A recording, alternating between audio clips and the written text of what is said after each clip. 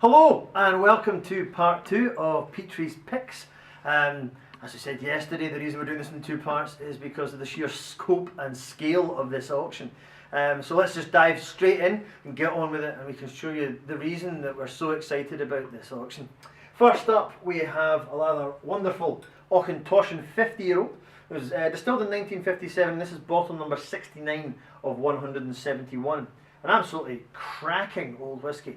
A real chance to try something that's lain peacefully in Clydebank for 50 years, which not a lot of people ever really get the chance to do. This one here is also right here representing the other 50-year-olds that we have in this auction. We have another 50-year-old Highland Park. We have a 50-year-old North British grain whisky. There's a load of these great old whiskies in the auction. Now, age is not everything. We said yesterday that we have a 6-year-old Talisker, but there's something wonderful about that whisky that sat in that cask for so long. Angel share happening, all the exciting and sort of slightly unknowable things that go to create such a wonderful whisky like that. Next up, again representing, but at the same time being quite impressive of itself, is this wee Macallan here. This is a Pheno butt, little mini here, distilled in 1967. Now, as I said, great investment, great little whisky that you can try. Nice little fill there in the neck. But it's also there because in this auction we have many minis, many millions of minis. Maybe not millions, but a lot of minis. Lots of great ones. And the great thing about these is that they'll give you the chance to try maybe whisky that a full bottle might be a wee bit out of your price range. But the mini will get you the chance. You can pour, it's enough for 2 people maybe. You can share these great rare whiskies with people and maybe not break the bank that you would if you were going for some of the bigger dogs. So get in and have a look about the minis, because there's an absolute plethora in this auction. Next up, another representative bottle, but again a great bottle itself. We have this one from Rare Malts, and it's a Millburn. It was distilled in 1969 and bottled at 35 years old. Millburn now is a Premier Inn in Inverness, which is a great shame, because the whiskies that I've tried have certainly been fantastic. Unable to expand, unfortunately went by the wayside. So that one there, great chance to try a whisky that will never come around again. The Rare Malts collection, which was released as a chance for people to try distilleries that they maybe not got the chance to try, all at cask strength. We have a huge amount of them in this auction. We have a wonderful range and depth of these ones. So again, if that's your thing, get in and have a look about them. But Rare Malts are not the only people releasing whisky from distilleries that are no longer producing. Duncan Taylor have their Rarest of the Rare series, and this one is a King Claith, which was distilled again in 1965, so it's 69, and it was bottled at 35 years old. King Claith was the last malt whisky distillery to be built in Glasgow, up until recent developments happened, and thought expansion on the Clyde side will be happening soon. But at the moment, King Claith, unceremoniously torn asunder to make way for an expansion for grain distilling, was the last one in Glasgow, and a great chance to try something that, from maybe not the most romantic of locations, but great whisky nonetheless. We have a great selection of the Duncan Taylor ones, and again, like I was saying, just a great chance to try a lot of distilleries that are no longer producing, these lost distilleries. Obviously your Portellans, your Broras, but don't forget Millburn, King Claith, Glenalbyn. There's a huge amount of them out there, and we have got pretty much all of them covered in this massive auction. Next up, it wouldn't be a Scotch Whisky Auctions vlog. I said yesterday without Gordon MacPhail and without Macallan, and again it wouldn't be a vlog without something from Kurosawa. And we have, I'll admit, I'm a little bit of a sucker for good packaging. It's all about the whisky, that's the most important thing at the end of the day, but I like a nice packaging, a nice label, and everything is 10% better if it has magnets involved.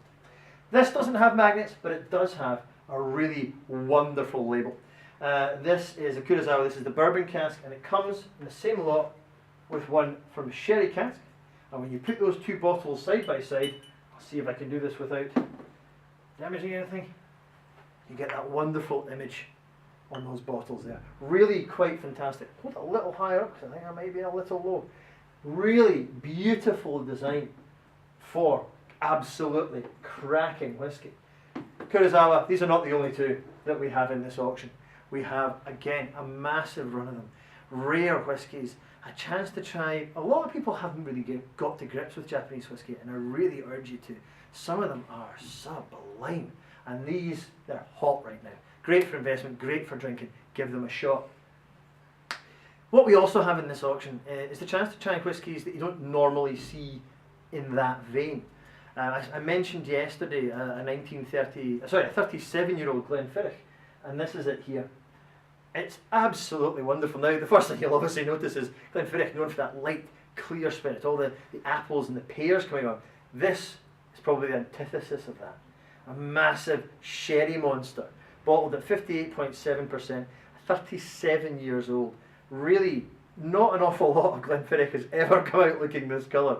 So a great chance to try something that, frankly, very few people will have, because there was only 200 bottles of these. Again, trying something a bit different, and it's a bit different of the bit different, because we're going back to Japan, and one of my personal all-time favourite drams, the Taketsuru 21-year-old Pure Malt. This is a limited edition. It was bottled for the 80th anniversary of Masataka Taketsuru's birthday, and this is the Madeira wood finish, one of only 500 bottles that were released in Europe.